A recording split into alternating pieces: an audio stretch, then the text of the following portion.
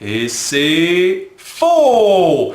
Effectivement, je vous le concède, les pirates étaient en lutte contre toute forme d'autorité, mais les pirates n'étaient pas fous, non monsieur. Au contraire, ils savaient très bien que s'ils ne se donnaient pas de loi sur le bateau, ils allaient dériver tranquillement vers le chaos. Et de toute façon, les conditions de vie sur les bateaux pirates étaient nettement meilleures que celles qui primaient sur les bateaux de la marine militaire ou de la marine marchande, où l'autorité du capitaine avait force de loi, les punitions corporelles étaient fréquentes et la paye était très petite quand vous étiez payé.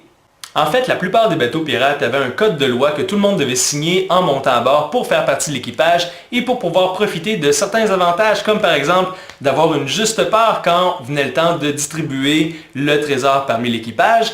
Les lois servaient également à empêcher tout le monde de faire monter à bord des femmes et des jeunes hommes afin d'éviter toute discorde. Il y avait également des lois qui venaient punir le vol et qui venaient interdire toute querelle, ou je devrais dire tout combat sur le bateau, parce que le territoire du bateau était sacré. Et s'il y avait deux pirates qui voulaient se battre l'un contre l'autre, ils devaient attendre que le bateau touche terre, et là ils pouvaient descendre et vider querelle l'un contre l'autre.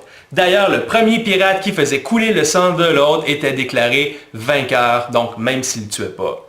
Vous aimez ça, des pirates qui ont des lois, hein? Ben, je vais vous en donner d'autres. Si un pirate était pris à voler, eh bien, on lui coupait le nez, ou les oreilles, ou les deux, et parfois même, on lui coupait les oreilles et le nez, et en plus, on l'abandonnait sur une île déserte.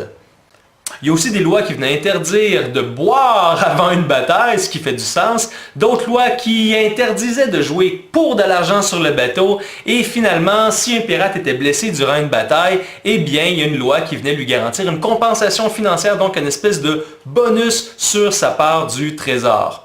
Vous allez être probablement surpris d'apprendre qu'il y avait comme une espèce de petite démocratie sur les bateaux pirates, ce qui contrastait beaucoup avec les bateaux de la marine marchande ou de la marine militaire. Sur les bateaux pirates, le bateau était le bien de tous, c'était un bien commun.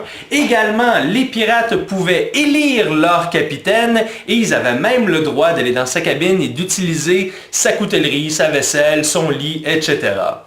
Un nouveau pirate devait signer le code pour monter à bord et parfois il signait avec un X, donc il n'écrivait pas son nom. Pourquoi? Au cas où qu'il soit pris un jour et que la justice fasse comme « Ah, on voit ici dans le code que tu as signé, donc tu es un pirate ». Alors le fait de signer avec un X faisait en sorte que si jamais il était pris par les autorités, il pouvait comme glisser entre les lignes et faire comme « Non, c'est pas moi, X ». Alors finalement, la relation des pirates avec la justice est assez spéciale. Et on raconte même que certains pirates faisaient des simulations de procès, où un pirate, par exemple, prenait le rôle de juge, un autre celui de l'accusé, du juré, de l'avocat, et il faisait ça pour se déstresser probablement en se moquant de la vraie justice qui peut-être les attendait. Quatrième round. Quand les pirates capturaient un bateau, il y avait parfois besoin de torturer l'équipage pour savoir où le trésor et les objets de valeur avaient été cachés. Puis la méthode classique consistait à faire marcher les membres de l'équipage sur une planche qui était située au-dessus de la mer afin de leur faire avouer avant qu'ils tombent dans l'eau où était caché le trésor. C'était la méthode la plus économique, pas de balles à tirer, pas de sang nettoyé, et en plus, le spectacle était gratuit quand le temps commençait à être long sur le bateau. Bref, la planche, attention c'est l'affirmation, la planche est un supplice classique chez les pirates. Vrai ou faux? Vous avez 30 secondes à partir de maintenant.